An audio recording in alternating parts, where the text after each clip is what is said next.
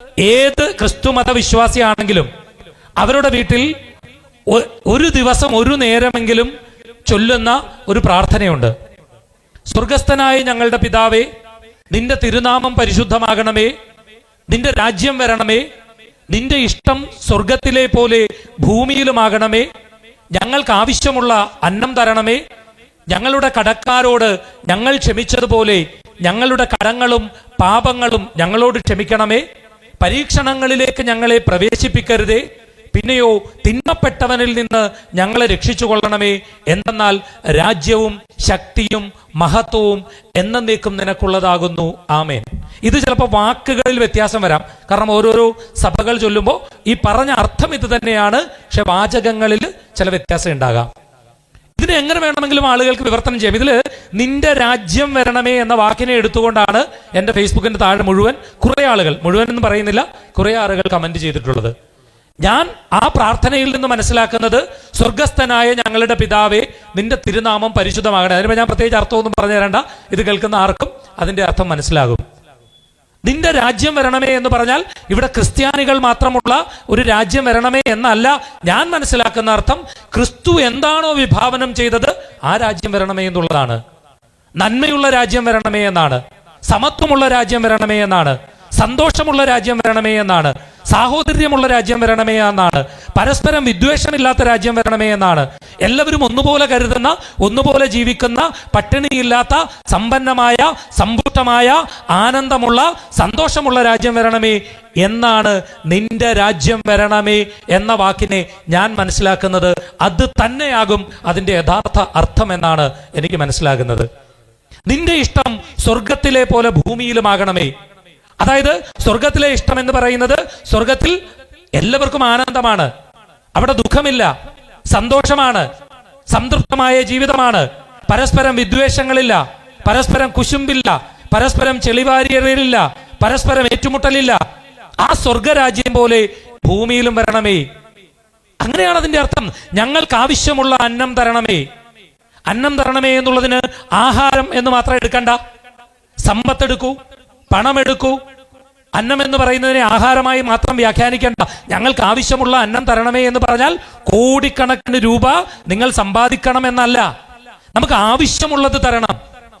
ആവശ്യത്തിന് എടുത്തതുകൊണ്ടാണ് നിന്നെ പോലെ നിന്റെ അയൽക്കാരനെയും സ്നേഹിക്കാൻ പറഞ്ഞത്. നിനക്ക് ആവശ്യത്തിന് എടുത്തിട്ട് നീ മറ്റൊരാളെ സ്നേഹിക്കണം. ആ അയൽക്കാരൻ ഹിന്ദു ആകരുതെന്നോ മുസ്ലിം ആകരുതെന്നോ പറഞ്ഞിട്ടില്ല. ആരാണെങ്കിലും നിന്റെ അയൽക്കാരനെ നീ സ്നേഹിക്കണം. അപ്പോൾ നിനക്ക് ആവശ്യമുള്ള അന്നം നീ അതിൽ നിന്ന് എടുക്കണം. അല്ലാതെ നിനക്ക് ആവശ്യമില്ലാതെ അന്നം കഴിച്ചിട്ട്, ആവശ്യമില്ലാത്ത സ്വത്തുകൾ സമ്പാദിച്ചിട്ട്, ആവശ്യമില്ലാതെ പണം ഉണ്ടാക്കിയിട്ട്, അധികാരം ഉണ്ടാക്കിയിട്ട് ആ മോഹവുമായി നീ നടക്കരുതേ എന്നാണ്. നിനക്ക് ആവശ്യമുള്ള അന്നം തരണമേ, അല്ലാതെ ആർഭാടത്തിൽ മാത്രം നടക്കണമെന്നല്ല.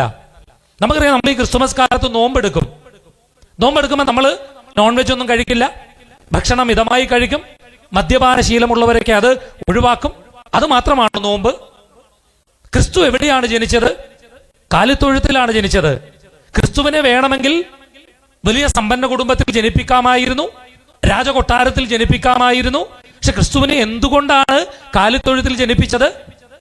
ഏറ്റവും സാധാരണക്കാരന്റെ ഇടമാണ് കാലിത്തൊഴുത്ത് എന്ന് പറയുന്നത്. അപ്പൊ നിങ്ങൾ ക്രിസ്തുമസിൽ മനസ്സിലാക്കേണ്ട ഒരു കാര്യം, നമ്മുടെ കുട്ടികൾ AC ഉള്ള മുറിയിൽ മാത്രം കിടക്കുമ്പോൾ, നമ്മുടെ കുട്ടികൾ പട്ടുമെത്തയിൽ മാത്രം കിടക്കുമ്പോൾ, അവർ ആർഭാടത്തോടുകൂടി ജീവിക്കുമ്പോൾ, ഈ ക്രിസ്തുമസ് നാളുകളിൽ ഒരാഴ്ചയെങ്കിലും അവരെ പായ വിരിച്ച് നിങ്ങൾ നിലത്ത് കിടത്തി ഉറക്കണം. നിങ്ങൾ ക്രിസ്തു ജനിച്ചത് കാലിത്തൊഴുത്തിലാണെന്ന് പറഞ്ഞ് അഭിമാനത്തോടുകൂടി ആവേശത്തോടുകൂടി പറയുമ്പോൾ നിങ്ങൾ ചിന്തിക്കുക, ഈ വ്രതനാളുകളിൽ, ഈ നോമ്പെടുക്കുന്ന സമയത്ത് ഒരാഴ്ചയെങ്കിലും നമ്മുടെ കുട്ടികളെ AC ഒന്നും ഇടാതെ ഒന്ന് പായ വിരിച്ച് നിലത്ത് കിടത്തി അതുകൂടി അവരെ മനസ്സിലാക്കിക്കാൻ ശ്രമിക്കുമ്പോഴാണ് യഥാർത്ഥമായ നോമ്പുണ്ടാകുന്നത്.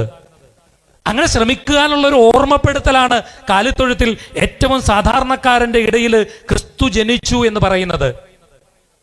ആ ക്രിസ്തു ജനിച്ച കാലത്തൊഴിലാണ് അഭിമാനത്തോടുകൂടി പറയുന്ന നമ്മൾ ആർഭാടത്തിൽ ജീവിക്കേണ്ടെന്നല്ല. പക്ഷെ ഈ കുറച്ച് ദിവസങ്ങളെങ്കിലും ആ ആർഭാടം ഒന്ന് ഒഴിവാക്കി നമ്മുടെ കുഞ്ഞുങ്ങൾ വളരണം. ഇല്ലെങ്കിൽ നാളെ പ്രതിസന്ധികൾ വരുമ്പോൾ അവർക്കതിനെ തരണം ചെയ്യാൻ കഴിയില്ല. കാരണം ഇതുകൂടിയാണ് ജീവിതം എന്നവർ മനസ്സിലാക്കണം. ഈ കാലിത്തൊഴുത്തിലെ ജീവിതവും ജീവിതമാണെന്ന് മനസ്സിലാക്കണം. അത് ഞങ്ങൾക്ക് ആവശ്യമുള്ള അന്നം തരണമേ, ആവശ്യമുള്ളത് എടുക്കുക. ഈ വ്രതനാളുകളിൽ ആവശ്യമുള്ള അന്നം എടുക്കുക, ആവശ്യമുള്ള പണം എടുക്കുക, ആവശ്യമുള്ള ആർഭാടങ്ങൾ ഉണ്ടാക്കുക. ഞങ്ങളുടെ കടക്കാരോട് ഞങ്ങൾ ക്ഷമിച്ചതുപോലെ ഞങ്ങളുടെ കടങ്ങളും പാപങ്ങളും ഞങ്ങളോട് ക്ഷമിക്കണേ. നമ്മുടെ കടങ്ങളും പാപങ്ങളും നമ്മളോട് ക്ഷമിക്കണമെങ്കിൽ എന്ത് വേണം? നമ്മുടെ കടക്കാരോട് നമ്മൾ ക്ഷമിക്കണം. എത്ര മനോഹരമാണ് ആ വാക്കുകൾ. നിങ്ങൾ നിങ്ങളുടെ കടക്കാരോട് ക്ഷമിച്ചെങ്കിലേ നിങ്ങളുടെ കടങ്ങളും പാപങ്ങളും നിങ്ങളോടും ക്ഷമിക്കുകയുള്ളൂ. അപ്പൊ നമ്മൾ കടക്കാരെന്ന് പറഞ്ഞാൽ പൈസ കടം മാത്രമല്ല. നമ്മൾ എവിടെങ്കിലും ഒന്ന് പോകുമ്പോൾ നമ്മളൊരു നല്ല കാര്യം ചെയ്യുമ്പോൾ ഒരാൾ നന്ദി പറഞ്ഞില്ലെങ്കിൽ അവനെ നമ്മൾ ശത്രുവായി പ്രഖ്യാപിക്കേണ്ട, അത് നമ്മൾ പ്രതീക്ഷിക്കേണ്ട. അതൊരു കടമായി അവിടെ കിടക്കട്ടെ. അവനോട് നമ്മൾ ക്ഷമിച്ചിരിക്കുന്നു. അങ്ങനെ ക്ഷമിച്ചെങ്കിലേ നമ്മളുടെ കടങ്ങളും പാപങ്ങളും നമ്മളോടും ക്ഷമിക്കുകയുള്ളൂ. പരീക്ഷണങ്ങളിലേക്ക് ഞങ്ങളെ പ്രവേശിപ്പിക്കരുതേ. പ്രതിസന്ധികളിലേക്ക്, വലിയ പ്രശ്നങ്ങളിലേക്ക്, വലിയ ബുദ്ധിമുട്ടുകളിലേക്ക്, വലിയ അപവാദങ്ങളിലേക്ക്, വലിയ വിപത്തുകളിലേക്ക് ഞങ്ങളെ പ്രവേശിപ്പിക്കരുതേ. എന്തെന്നാൽ രാജ്യവും ശക്തിയും മഹത്വവും എന്നേക്കും നിനക്കുള്ളതാകുന്നു എന്ന് പറഞ്ഞാണ് ആ പ്രാർത്ഥന അവസാനിക്കുന്നത്. ഈ പ്രാർത്ഥനയിൽ നിന്ന് ഞാൻ മനസ്സിലാക്കുന്നത്, ഞാൻ തിരിച്ചറിയുന്നത്, അതിലൊരു മതവിദ്വേഷവും ഇല്ല. എന്നാൽ വേണമെങ്കിൽ ആർക്കെങ്കിലും എടുത്ത് വെച്ച് വ്യാഖ്യാനിക്കാം, നിന്റെ രാജ്യം വരണേ എന്ന് പറയുന്നത് ക്രിസ്തുവിന്റെ രാജ്യം വരണമെന്നും ഇവിടെ ക്രിസ്ത്യാനികൾ മാത്രം മതിയെന്നും മറ്റുള്ളവരൊന്നും വേണ്ടാന്നും എന്ന് വേണമെങ്കിൽ വ്യാഖ്യാനിക്കാം. അത് ആ വ്യാഖ്യാതാവിന്റെ കുബുദ്ധി പോലിരിക്കും. നമുക്ക് മോശ ആഹാരവും നല്ല ആഹാരവും ഒരിടത്ത് വെച്ചാൽ നമുക്ക് നല്ല ആഹാരം എടുത്താൽ മതി. എന്തിനാണ് ആവശ്യമില്ലാത്ത നെഗറ്റീവായിട്ടുള്ള വ്യാഖ്യാനങ്ങൾ നമ്മൾ കൊണ്ട് നടക്കുന്നത്? അപ്പൊ ഇത്തരത്തിൽ നല്ല പ്രഭാഷകരും നല്ല വ്യാഖ്യാതാക്കളും ഉണ്ടായാൽ തീർച്ചയായും നമ്മുടെ മതഗ്രന്ഥങ്ങളെ നല്ല രീതിയിൽ വിവർത്തനം ചെയ്യാൻ കഴിയും.